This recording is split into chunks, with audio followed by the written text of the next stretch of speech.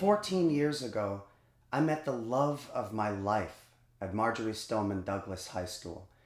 It was just after a school play. I married that girl, and I'll never forget the gift that school gave me.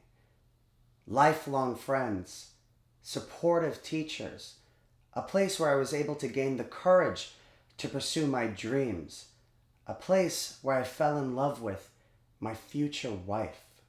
And this Valentine's Day, a day we spend taking the time to tell each other how much we care, a day we spend celebrating love, a horrible act of violence ended 17 lives and injured countless others, physically and mentally, and we are all heartbroken.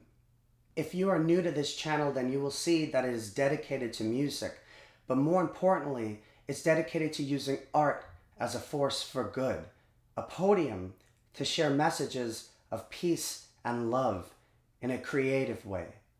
With this in mind, I struggled with what I wanted to say about this tragedy and about the epidemic of violence we're facing in our country. So I'd like this video to be viewed as an open letter to anybody who wants to help, but more importantly, to the students of my old high school. For real change to occur, we must first visualize it. We have to imagine what our world could be like without violence, without tragedy, without the hate that causes it and perpetuates it. It can begin with our thoughts, our prayers. But to change, we must take action. And to do that, we cannot let ourselves become divided, whether it be by our race, gender, beliefs, or politics. For real change to occur, we have to be united against injustice. For real progress to happen, we have to take our message to the street and exercise our rights as citizens when we vote. The people have the power. We've always had that power. The government, congressmen, the president, they are employed by the people to exercise our will. And if they are incapable of seeing that a change must be made legislatively, if they have been compromised by lobbyists, corrupted by campaign donations from corporations who would rather see our children face unspeakable acts of violence than to lose profit, then we as citizens have an obligation to convince them that they will no longer represent us if they do not represent our current values on sensible gun control and mental health care.